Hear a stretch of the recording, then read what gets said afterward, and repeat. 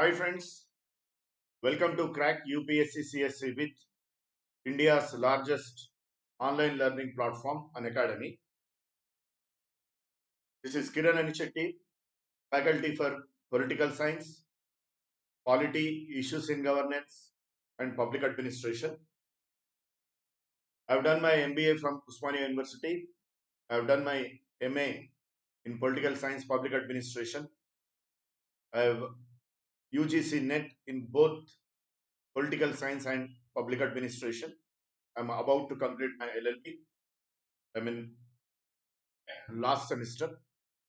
I have more than 10 years of experience. I have taught in Telangana Government ST IAS Study Circle, Telangana Government Minority IAS Study Circle, Super 60 IAS Academy Hyderabad, Narayana IAS Academy. If you 7 times I have given my prelims, 4 times I wrote civils mains with public administration optional. If you have any queries, doubts, clarifications, any guidance, you please feel free to contact me on this number 965 2583 905. Friends, we are going to discuss today very important and interesting topic, that is fundamental rights. Today we are going to discuss part 2 of the fundamental rights topic. In our earlier session, we discussed the introduction about fundamental rights, the differences between the fundamental rights system in US and India, and we discussed till Article 17. What you will get from an academy, you will be getting daily live classes, live tests, quizzes, structured courses, unlimited access to videos on UPSC, civils, mains and prelims. You can prepare with the top educators such as Brunal Patel, Roman Saini, Prakash Kumar. You will be getting videos on UPSC mains and prelims on subjects such as polity, history, geography, current affairs, optional subjects.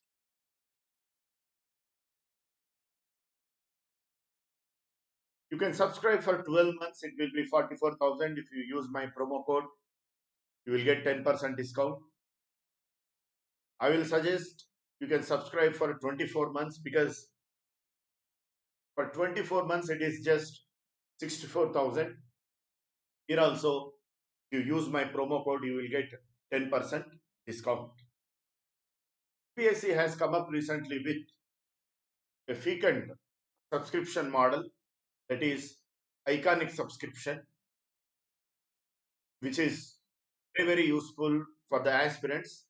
It consists of personal mentorship, daily questions and answers in mains, study planner, personal feedback.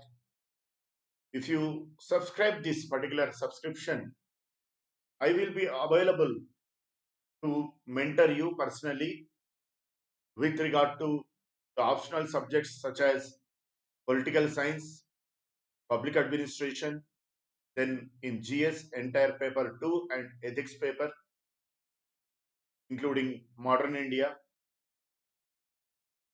For 1 year, it will be 57,600, and for 2 years, 89,100 after the discount. Here also you will get discount if you use my promo code, that is capital KIRAN.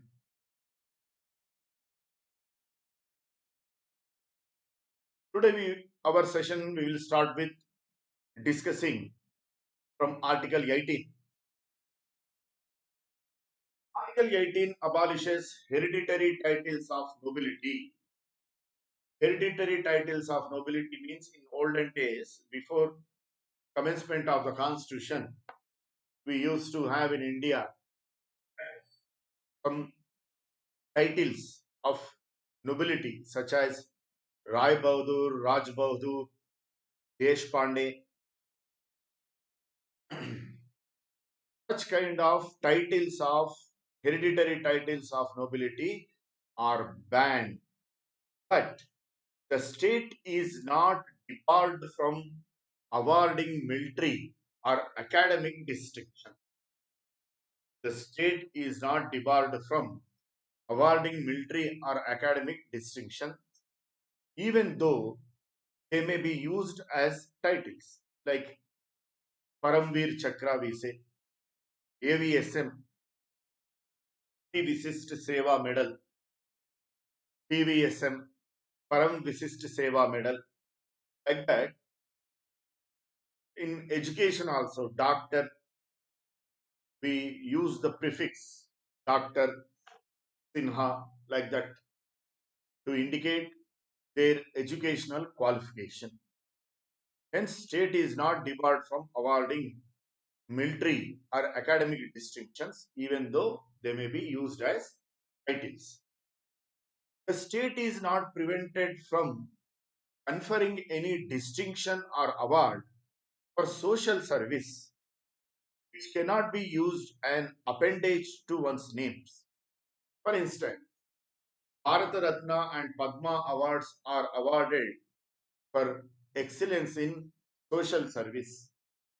Such kind of awards like Bharat Ratna, Padma Bhushan, Padma Vibhushan, Padma Shri, these awards can be awarded by the government, but Supreme Court ruled that such awards cannot be used as prefix or suffix to the names of individuals who got that award.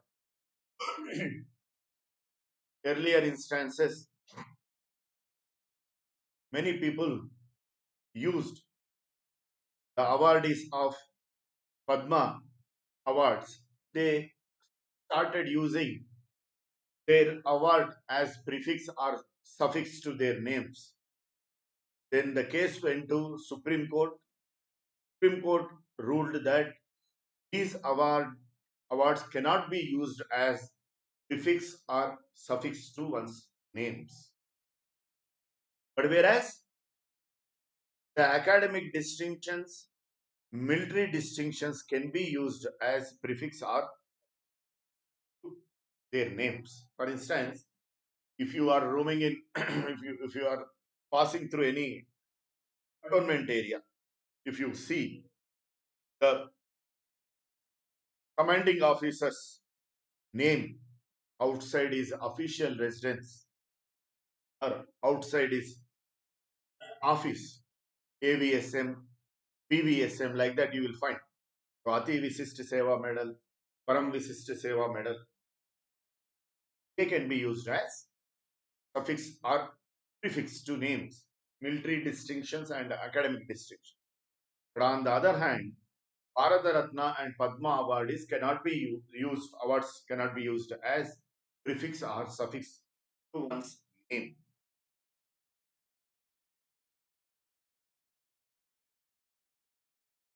Supreme Court also ruled that non-military awards by way of recognition of merit of extraordinary work are not titles of nobility. Supreme Court ruled that non-military awards by way of recognition of merit of extraordinary work are not titles of nobility. Do not violate Article 14 or 18. Hence, they do not violate Article 14 or 18.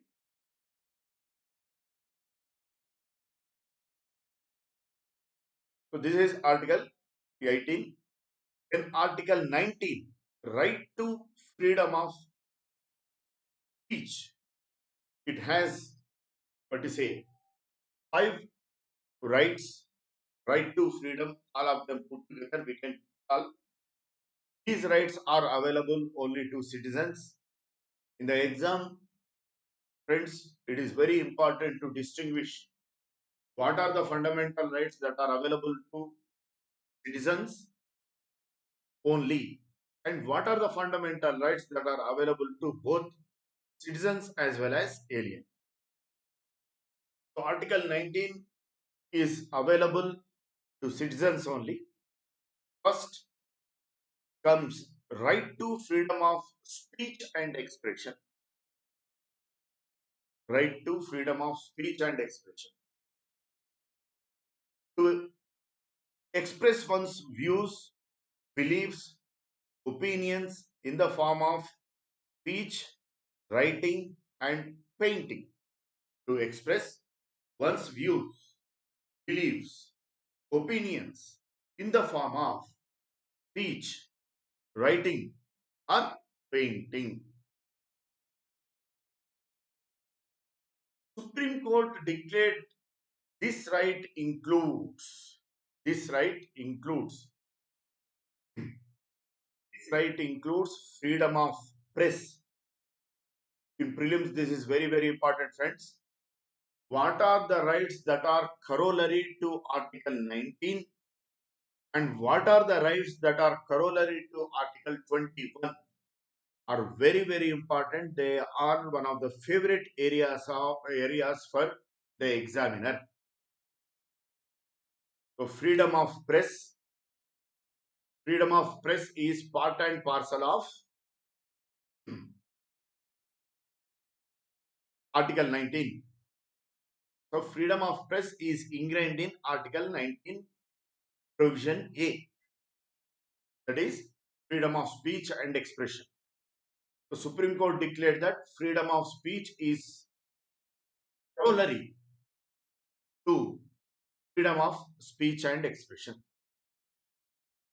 Freedom of commercial advertisement, freedom against called by political parties, freedom against Bandh called by political parties. Generally, political parties, whenever they call Bandh, they enforce Bandh forcefully by threatening. But such kind of forceful Bandh, enforcement of Bandh, is against the spirit of Article 19, the right against Bandh called by political parties. Then freedom against tapping telephone. Freedom against tapping telephone. This is also very important one. During Kumaraswamy government in Karnataka, there are allegations that his government tapped the telephones of some important BJP leaders in Karnataka and heads of religious denominations. Karnataka is known for mutts, Sri Krishna Mutt in Udupi, like that Sringeri Mutt. Such mutts are there. The conversation of the heads of these mutts were tapped. The allegations. The case is being investigated now. Many senior IPS officers have been in. The case was, what to say, investigation started, launched against them. So, right to against tapping telephone is part and parcel of Article 19. Very important one. Remember, right to telecast. Right to telecast is also corollary to Article 19. Right to know government activities. Right to know government activities. Right to know government activities. From this right only, Right to Information Act emanated. So, to know government activities is one of the fundamental rights under Article 19A. Right to know government activities. Right to know the government activities. With regard to right to telecast, a case is going on in Telangana High Court. One Telugu news channel filed case against Telangana government seeking permission to cover the what do you say the demolishment of one of the important installation in Hyderabad, that is state secretariat. The government is demolishing state secretariat. So one news channel, regional news channel, it wanted to cover the demolishment process. The government didn't allow, and the case is pending before the High Court of Telangana. High Court of Telangana today admonished Telangana government, and it ruled that not allowing any news media to cover the demolishment process is violation of right to freedom of speech and expression under Article 19. So this right to telecast, under right to telecast only, they filed case against Telangana government in Telangana High Court. And Telangana High Court today ruled that not allowing media people to cover the demolishment process is violation of right to speech and expression under Article 19A. So that is right to telecast. Here I'm sorry that my assistant, he made a mistake. It is freedom of silence. It is freedom of silence. It is printing typing mistake. Please excuse me. It's mistake of my DTP operator. Freedom of silence. We have freedom of silence. Tomorrow when you get married, you can use this fundamental right. If there were to be any, what do you say, quarrel with your spouse, freedom of silence. Then right against imposition of censorship. Right against imposition of censorship. The government may force the press or the media to censor some aspects. So right against imposition of censorship. Then right to demonstration or picketing. Right to demonstration or picketing. Right to demonstration or picketing. So these are the fundamental rights that are corollary to Article 19A. These rights which are corollary to Article 19A, once again I repeat, very, very important for prelims purpose. One of the favorite areas for the examiner. Then restriction. When we discussed the differences between the fundamental rights system in US and that of India, one of the differences is that Bill of Rights that has incorporated a number of fundamental rights to US people, Bill of Rights does not contain any restriction on fundamental rights. They are absolute. They are absolute. That means there are no restrictions prescribed for fundamental rights. And such restrictions, if the state wants, the state cannot impose restriction on fundamental rights. The state cannot impose restriction on fundamental rights. Neither the executive of US nor the legislature of US, that is Congress, cannot impose any restrictions on fundamental rights in US. They are infallible. They are absolute. No restrictions are available on fundamental rights in Bill of Rights. But Supreme Court of US can prescribe some restrictions for the larger benefit of the society and in the interest of national sovereignty and integrity. The Supreme Court of US can impose. In the light of rigidity in enforcement of fundamental rights, because of lack of restrictions on fundamental rights in Bill of Rights, for the administration it became very, difficult, because in any country, if you have absolute freedom of speech and expression or absolute fundamental rights, it will be pain for the society at large, for the nation at large. But in US, there are no restrictions. They are absolute. In the light of such difficulty, Supreme Court of US has come up with the doctrine of police powers. The doctrine of police powers.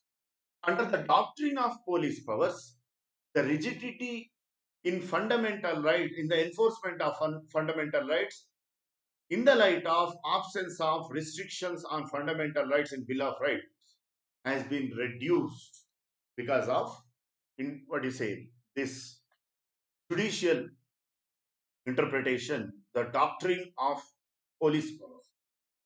In India, reasonable restrictions can be imposed on fundamental rights by the parliament by passing the resolution with special majority in both the houses of parliament.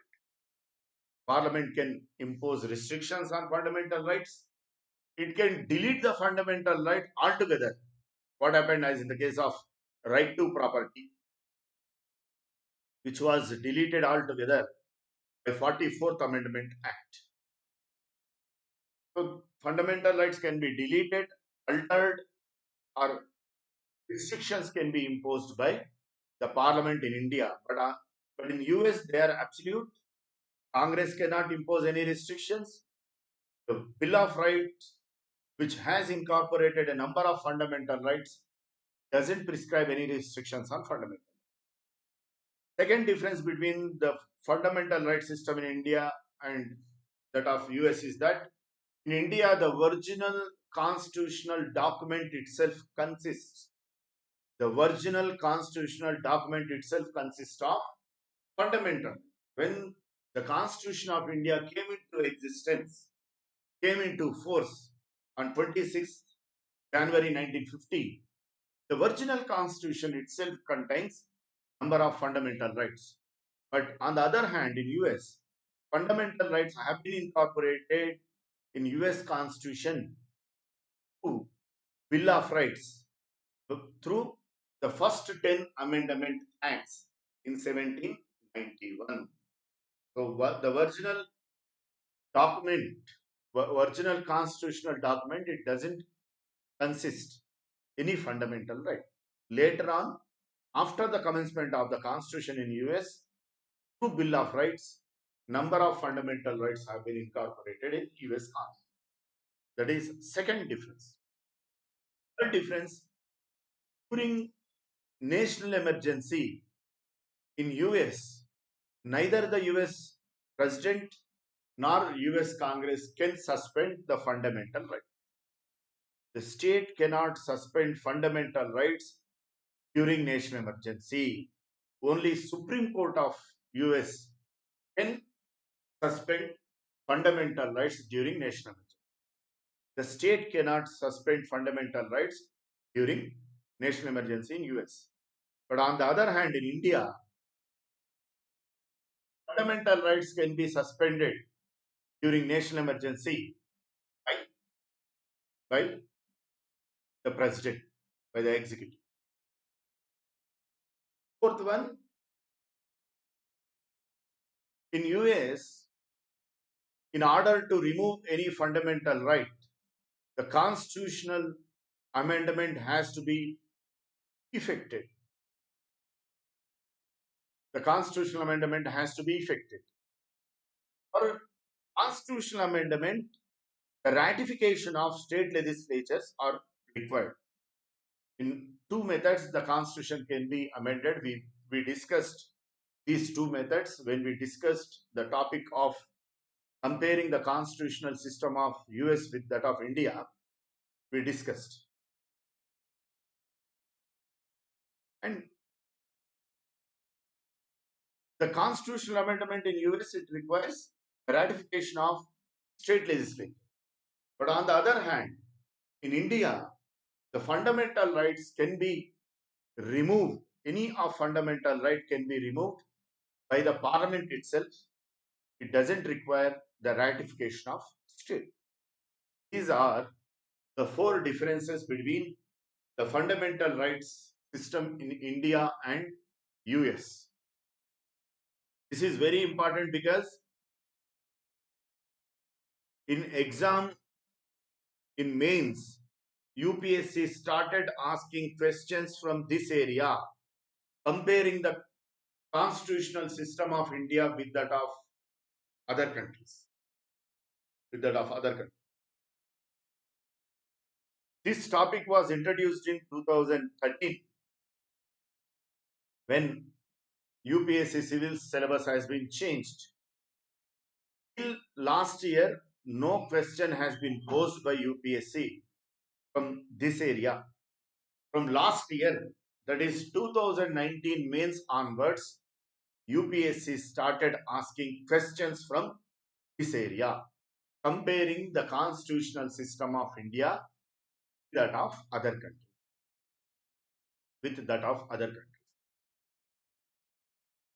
And last mains, in 2019 mains, in polity and issues in governance paper, the question came, what are the differences between right to freedom of religion in French constitution and right to freedom of religion in Indian constitution?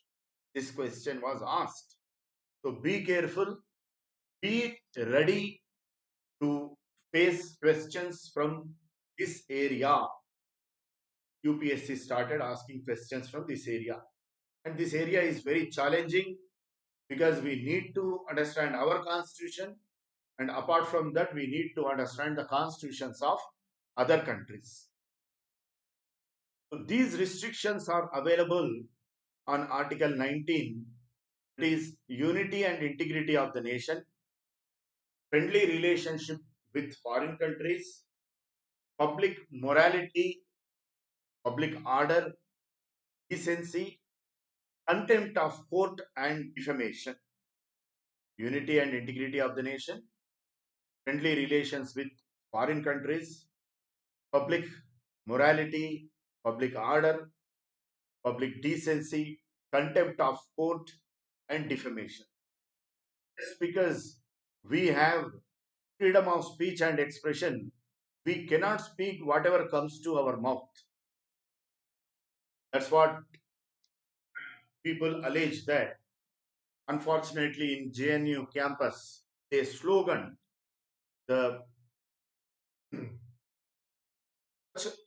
slogans they gave that are against the sovereignty and integrity of the nation.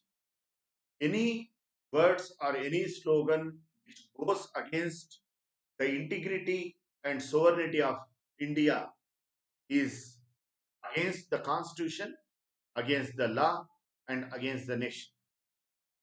We should remember this always. Friendly relationship with foreign countries. Kuldeep Nair, a famous writer, he filed Right to Information, a question under Right to Information Act. What was that question? He wanted to know the reasons behind the death of our former Prime Minister Lal Bahadur Shastri. He wanted to know the circumstances that led to the demise of our former Prime Minister Lal Bahadur Shastri. And he filed that, what is a question under Right to Information Act, and Southern government, UPA-2 government, rejected that plea, saying that it is against friendly relationship with foreign countries. We may, what you say, endangering friendly relationship with foreign country, that is Russia, because he died in Russia, Tashkent. Friendly relationship with foreign countries, public morality, decency, contempt of court and defamation. Contempt of court and defamation. These are the restrictions that are available on this right. You may be getting one doubt. How restrictions could be imposed? What is the yardstick on which a particular restriction can be imposed on particular fundamental right? That yardstick is the balance between individual rights on one hand and collective rights of the society on the other hand. This balance should be in equilibrium. So, in order to achieve this equilibrium, any restriction that is imposed on fundamental rights should aim at achieving this equilibrium between fundamental rights of an individual on one hand and the rights of the society as a whole on the other hand. That is the yardstick on by which a particular restriction can be imposed on a particular fundamental right. Supreme Court ruled this aspect. Supreme Court ruled this one. Then right to assemble, Article 19, Provision B. Right to assemble. Citizens can assemble without arms. It includes right to public meetings and procession. Citizens can assemble without arms, and it includes the right to public meetings and processions. Restrictions. Unity and integrity of the nation to protect public order. Then Section 144 of CRPC, Criminal Procedure Code, Section 141 of IPC, Section 144 of CRPC, Section 141 of IPC, gathering of people to threaten government officials while exercising their duties. Here, 144 section of CRPC is imposed to ensure public order, public safety. During this corona pandemic also, this 144 section was imposed during lockdown throughout the country. More than 5 people cannot gather. Section 144 of CRPC can be imposed to, to protect public order. Section 141 of Indian Penal Code can be imposed to prevent people to gather to threaten the government officials while exercising their duties.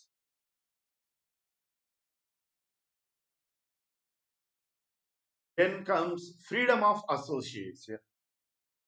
Every citizen of India has right to form associations, union, companies, societies, etc. Every citizen of India has a right to form associations, unions, companies, and societies, etc. It also includes negative rights, rights not to join in any political party or association. It also includes negative rights, rights not to join in any political party or association.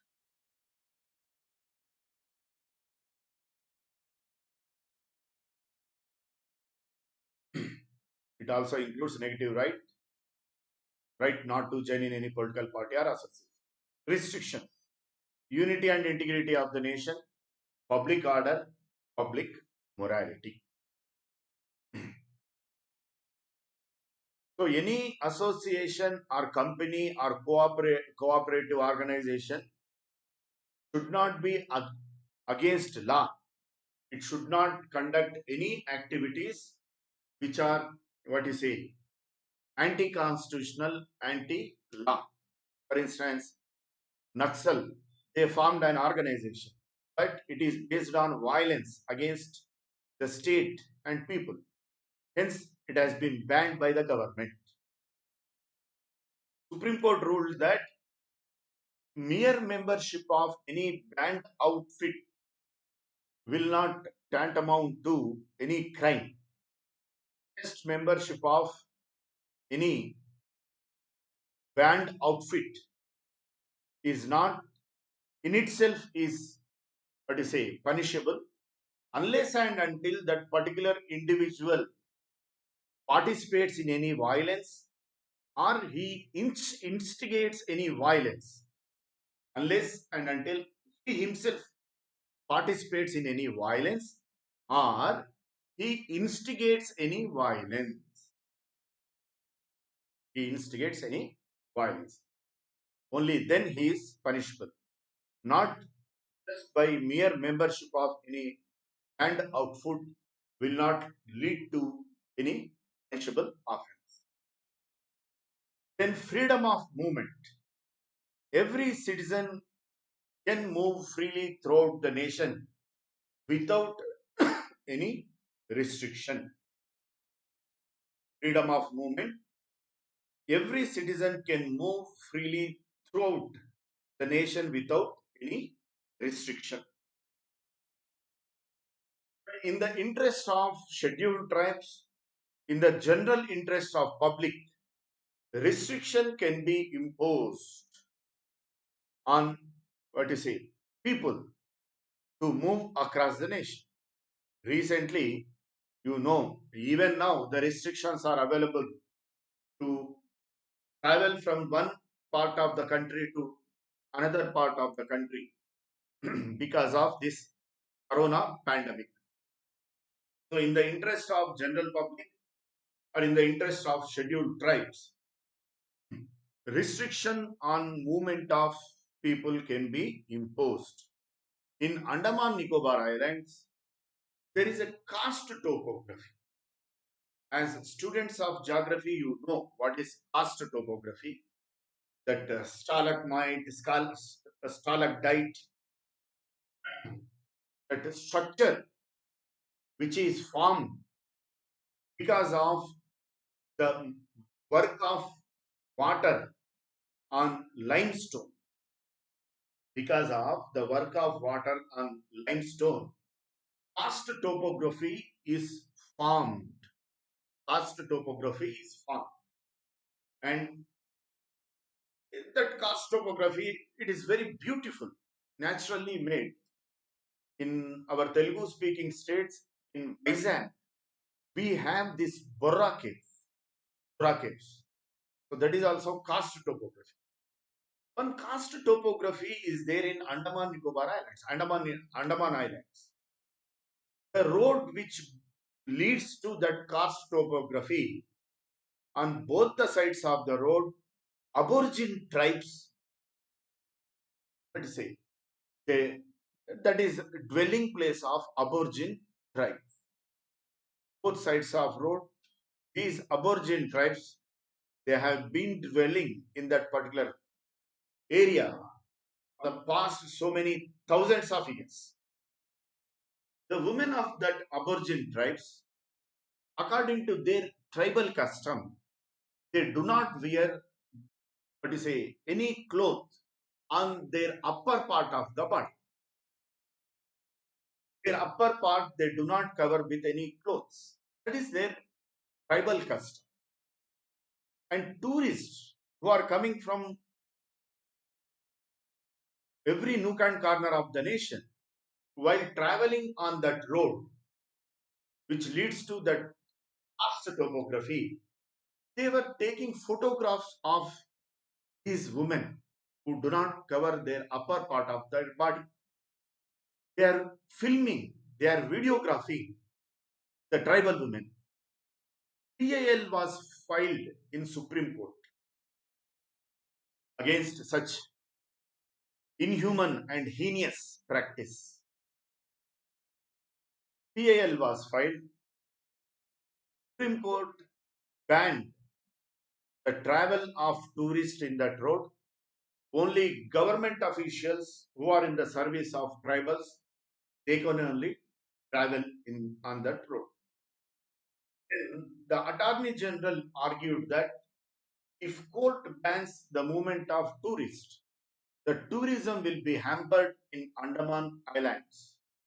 Then Supreme Court replied that if you're really interested in tourism, you pick up the tourists by chopper, and by chopper you drop them in that particular place. After visiting the place, you pick them up, then again drop them in Port Blair. You can carry what you say. You can employ, you can engage choppers to shift the tourists to that particular place for tourism. But in the name of tourism, tribal rights cannot be violated. The innocent women, innocent tribals who are not yet adapted to modern ways of life, they are exploited by comparatively civilized.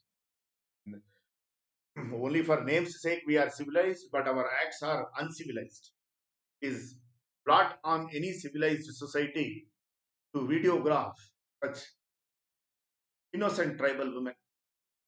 So this is how restrictions can be imposed on the movement of people in the interest of tribals or in the interest of general public. In the interest of general public, in recent time we have observed in the light of corona pandemic. Then freedom of residence. Every citizen of India has the right to reside and settle. So anywhere we can reside and settle down. But here also one restriction is available, that is the welfare of tribal people. In many northeastern states, we cannot own the property. The property should be sold and purchased only by tribals. In my state, in Telangana state, we have a temple town called Bhadrachalam. In that temple town Bhadrachalam, only ST people can buy and purchase property. So such restriction is available on freedom of residence. Then comes freedom of profession. Freedom of profession. Citizens can carry any profession or can undertake any business. Citizens can carry any profession or they can undertake any business. Why this particular thing has been incorporated as right? In olden days, even before 100 years or 70, 80 years before the commencement of the freedom and commencement of the constitution, because of rigid caste system, the people who born in particular caste, they were supposed to perform profession of that caste only. They were supposed to perform the profession of that caste. They were not supposed to perform other profession. In order to, what you say, annihilate such kind of rigidity in occupation, this freedom of profession has been incorporated as one of the fundamental rights under Article 19. Every citizen can carry on any profession or undertake any business. The restrictions, the state can prescribe technical or and personal qualifications, like for doctors, MBBS degree, MS degree is prescribed. Then for engineers, it is engineering degree. For paramedical personnel, nursing course like that, lab technician like that, the required professional and technical qualification they need to have. And restriction on immoral activities. Just by saying that I have right to freedom of profession, you cannot sell narcotics. You cannot run a brothel house. We cannot run a brothel house. So restrictions are imposed on immoral activities. Restrictions are imposed on immoral activities.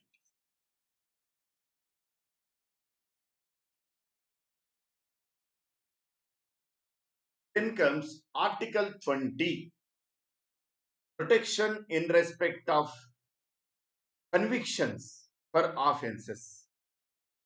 Protection in respect of convictions for offences. Basically, it provides three rights. Article 20 provides three rights. So, this particular protection is available against arbitrary and excessive punishments. This particular right is available as protection against arbitrary and excessive punishments. It provides protection against arbitrary and excessive punishments. It is available for citizens and aliens. It is available both for citizens and aliens. First right under Article 20 is no ex post facto law. No ex post facto law. That means there cannot be criminal law with retrospective effect. There cannot be criminal law with retrospective effect. What is this retrospective effect? For instance, an offense has been committed, I think 3 years ago, a murder was committed by a group of 3 or 4 people. At that time, the punishment for murder may be, I'm just giving example, in murder also depending on what you say, the cruelty of offense, punishment goes on. So the punishment that was prescribed 3 years ago for murdering a person is 7 years rigorous imprisonment. The offense happened on 26th July 1917. The offense happened 26th July 1917. But recently, the government parliament amended IPC, Indian Penal Code, and it prescribed punishment for murder for any kind of culpable homicide is death sentence, death sentence, death sentence. But these group of people, 3 or 4 people, a group of people, they committed the offense not now. They committed the offense on 26th July 1917. So they will be awarded only that punishment which was prescribed for the offense on the day of commencement of the offense. Only that punishment will be meted out. Only that punishment will be meted out. But they will not be awarded the new punishment that has been prescribed by new law that has been legislated by Parliament in 2002. So for any offender, any convicted person, he will be awarded only such punishment which was prescribed on the day of commencement of the constitution. On the day of, on the day of commencement of the offense. Any convicted person will be awarded only that punishment which was prescribed on the day of commencement of the offense. These individuals who committed offense on 26th July 1917, they will be only awarded that sentence which was prescribed for the offense of murder on 26th July 1917. They will not be imposed any punishment that has been newly prescribed by the law made by Parliament. For instance, the most unfortunate and infamous Delhi rape case, Nirbhaya rape case, in that the minor who actually committed that gruesome act, because of which she was grievously hurt. Mainly, she died because of the injury that was meted out by this minor. Actually, he was responsible for her death, but he was minor.